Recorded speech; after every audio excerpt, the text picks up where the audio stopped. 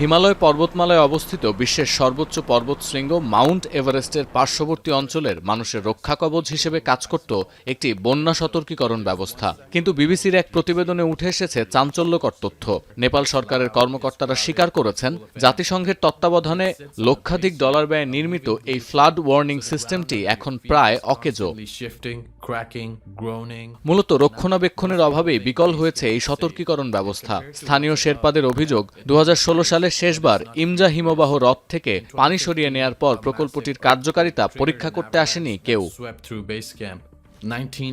সমুদ্রপৃষ্ঠ থেকে 5000 মিটারের বেশি উচ্চতায় অবস্থিত হিমবাহী হ্রদ ইমজা। 10 বছর আগে প্রায় 150 কিলোমিটার পর্যন্ত গভীর এই হ্রদ থেকে পানি সরানোর পর $35 লাখ ব্যয়ে নির্মাণ করা হয় এই সতর্কীকরণ ব্যবস্থাটি। এই সিস্টেমের আওতায় এভারেস্টের আশেপাশের অঞ্চলে ছড়িয়ে থাকা হ্রদের পানি পরিমাপ করে মোবাইলে বার্তা পাঠাতো একটি স্যাটেলাইট ব্যবস্থা। সেই তথ্যের ভিত্তিতে সাইরেন বাজানো হতো আশেপাশের অঞ্চলের বাসিন্দাদের সতর্ক করতে। কিন্তু আপাতত কাজ করছে না এই দুটোর কোনো প্রযুক্তি। স্থানীয় গ্রামবাসীদের তথ্য, রক্ষণাবেক্ষণ না হওয়ায় সাইরেন টাওয়ারগুলোতে মরিচা ধরেছে এবং কোনোটির ব্যাটারিও চুরি হয়ে গেছে। আর নেপালের জলবিজ্ঞান ও আবহাওয়া বিভাগ বিবিসিকে জানিয়েছে, হ্রদের পানির উচ্চতা পরিমাপ করে মোবাইলে সতর্কবার্তা পাঠানোর জন্য যে স্যাটেলাইট ডেটা ব্যবস্থা ছিল সেটিও এখন অনির্ভরযোগ্য হয়ে পড়েছে। বিজ্ঞানীরা সতর্ক করেছেন, জলবায়ু পরিবর্তনের কারণে হিমবাহ দ্রুত গলে যাওয়ায় হিমালয়ের হ্রদগুলো বিপজ্জনকভাবে বড় হচ্ছে। যে কোনো সময় হ্রদ প্লাবিত হলে ওই অঞ্চলের বসতি, ট্রেকিং রুট এবং সেতুগুলো ভেসে যেতে পারে।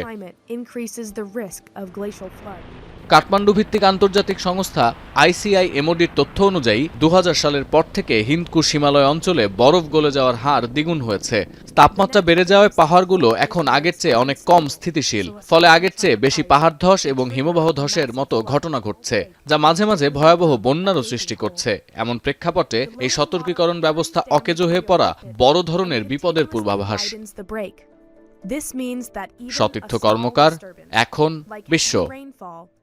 72 ঘন্টা ময়েশ্চার লক সমৃদ্ধ লিলি বডি ওয়াশ। শিয়া বাটারের গুডনেস স্কিন রিপেয়ার করে রাখে সফট ও গ্লোয়িং।